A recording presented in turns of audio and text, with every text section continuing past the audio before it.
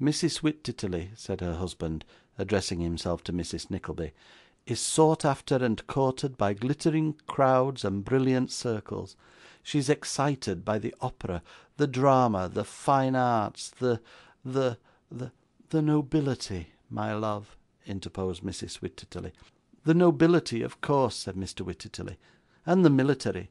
She forms and expresses an immense variety of opinions on an immense variety of subjects. If some people in public life were acquainted with Mrs. Wititterly's real opinion of them, they would not hold their heads, perhaps, quite as high as they do.' 'Hush, Henry,' said the lady. 'This is scarcely fair.' 'I mention no names, Julia,' replied Mr. Wititterly, 'and nobody is injured. I merely mention the circumstance to show that you are no ordinary person, that there is a constant friction perpetually going on between your mind and your body, and that you must be soothed and tended.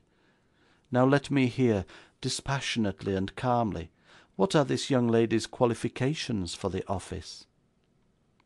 In obedience to this request, the qualifications were all gone through again, with the addition of many interruptions and cross-questionings from Mr. Wititterly. It was finally arranged that inquiries should be made, and a decisive answer addressed to Miss Nickleby under cover of her uncle within 2 days.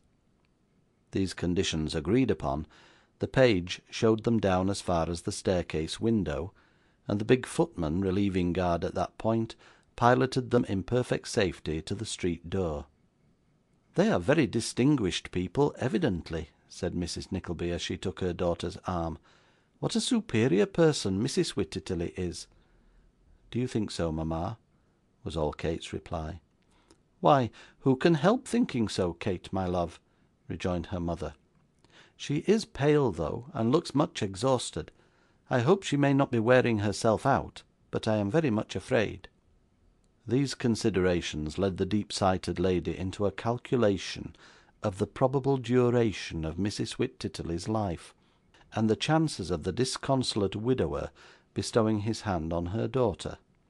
Before reaching home, she had freed Mrs. Wititterly's soul from all bodily restraint, married Kate with great splendour at St. George's, Hanover Square, and only left undecided the minor question, whether a splendid French polished mahogany bedstead should be erected for herself in the 2 pair back of the house in Cadogan Place, or in the 3 pair front, between which apartments she could not quite balance the advantages, and therefore adjusted the question at last by determining to leave it to the decision of her son-in-law.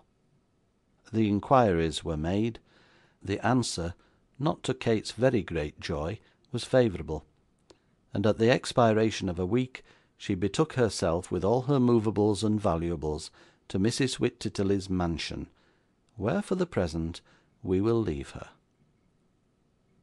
End of chapter 21.